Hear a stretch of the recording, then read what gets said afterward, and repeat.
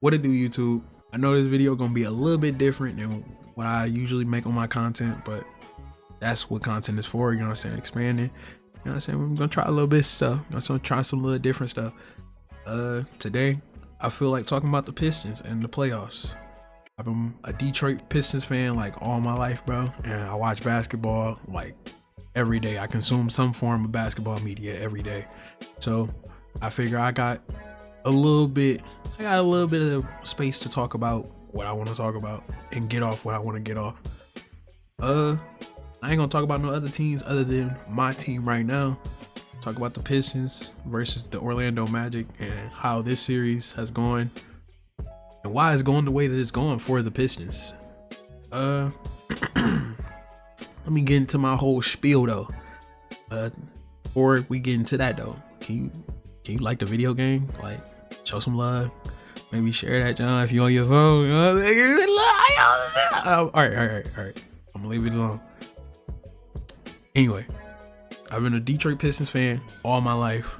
I'm from the city. I'm from Detroit, guys.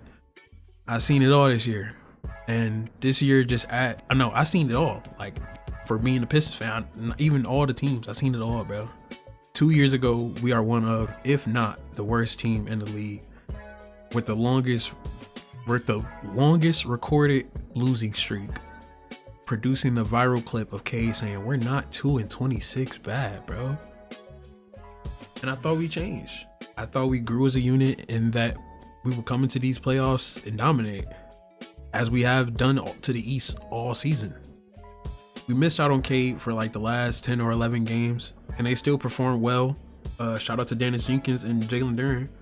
So one could have assumed that the playoffs would be no different. Me and you couldn't have been more wrong. I did take into account the fact that the majority of the Magic roster was battling injuries all season, so I knew that them having everybody back would have had our games playing a little bit differently. I still had the Pistons in 5 or 6. While I could sit here and take the whole team apart like I've done over the last few games, I'd be here for like an hour. So I'm just gonna list my 4 biggest issues with the team going on right now in the playoffs. Granted, I am recording this video the day after we have won, what was that, game 5? And we going on to game 6 in Detroit again tomorrow. So I'm thinking we take that game. I got a little bit something for that to add to the end of the video, but starting with number one. Number one has to be our player rotation. I'm aware we are not the deepest team in the league, but the positions that we do have, or that we do need an output from, we have bodies in, and we aren't seeing them as we should. Paul Reed, Beef Stew, and Jalen Duren all got a healthy amount of minutes in the regular season, with Jalen Duren leading the way in the center minutes ahead of his breakout season. And this case still proves true in the playoffs. This is my biggest gripe with the team though, because we need a different look out there. Duren is averaging 31 minutes a game. His greatest game in the series is a toss-up between game 3 and game 2. Game 3, he had 8 points, 9 boards, and 5 defensive stocks to add to that game. Yet he fouled out. Could only play 27 minutes, and we still lost. He's averaging 3 turnovers this series, shooting 46%, which is a stark difference from the 65% he shot in the regular season. Beef Stew, who I would say is our best defensive big, is only seeing the floor at 16 minutes a game, with his best game being game 4 where we saw him get 8 blocks.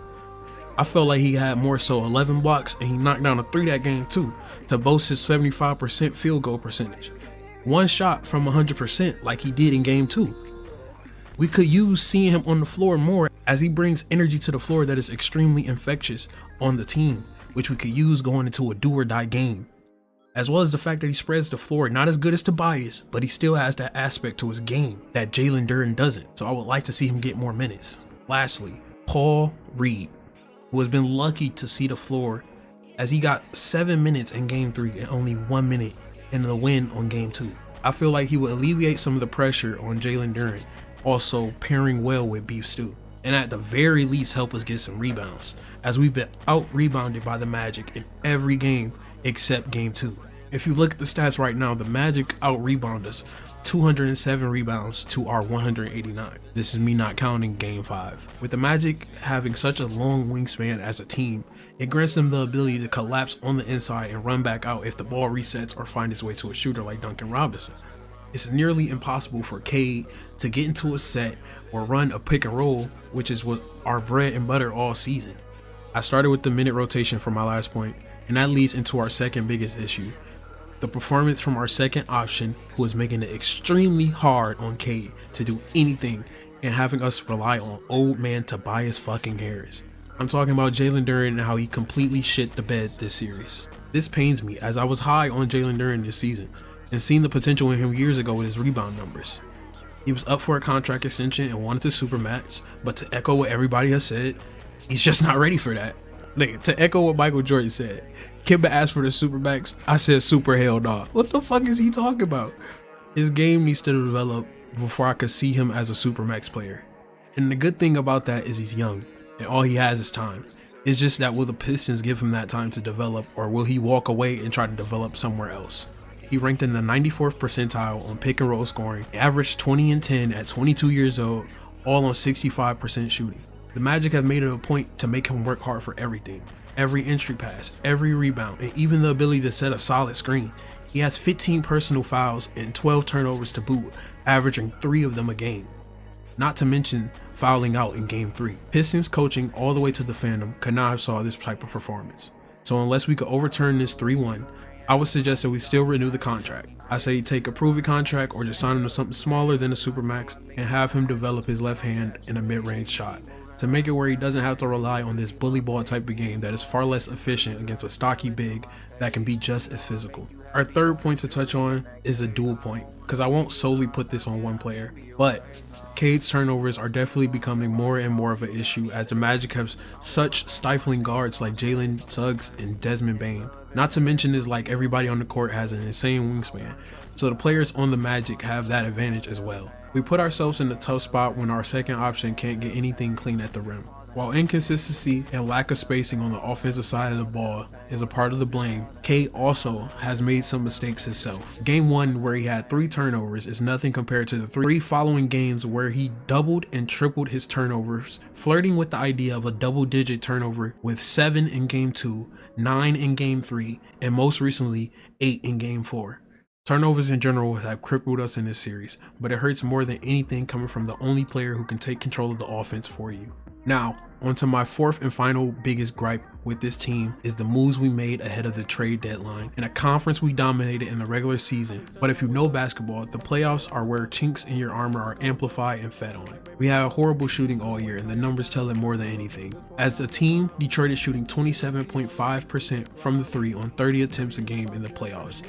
And in the regular season, we shot just 35% on 30 attempts a night, placing us in the bottom 3 in makes and the bottom 3 in attempts. One of the only moves we made at the trade deadline was for Kevin Huerter, who we assumed would defend better than Duncan Robinson and shoot just as good. We were highly incorrect, as he finished the year well below the league average of 35%, 36% for shooting guards, and he shot 29% from the 3 on 4 attempts a game.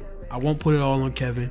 Cade needs to develop his 3 to become a higher caliber player. Tobias can't shoot the 3 consistently, and Dennis Jenkins has shot the 3 worse than all 3 of those players, as he is currently attempting 3 attempts a night at 16% in the playoffs. Yesterday I wrote the script for this video ahead of the actual game, so when the Pistons came out and touched on everything I typed up, it was almost like I spoke with JB or something. Anyway, the Pistons went out there, had a great game against the Magic to push the series to game 6. Cade played out of his mind, but Paolo did the same as they both put up 45 points. Paolo went 0 for 4 from the 3 in the previous game to come out in game 5 shooting the lights out, going 6 for 11 on multiple 3s down the stretch that kept the game close. The Magic also saw a great performance from Anthony Black and a good performance from Desmond Bane, helping the Magic have one of their best 3-point shooting nights in the series. Going back to Detroit Friday, it's hard to believe the Magic won't come out and play harder and definitely show something different. All I can hope is that JB is scheming for that. Anyway, if you enjoyed this video and resonate with me as a fan, or even want more videos like this one, leave a like, comment, or hit the sub button. Thank you.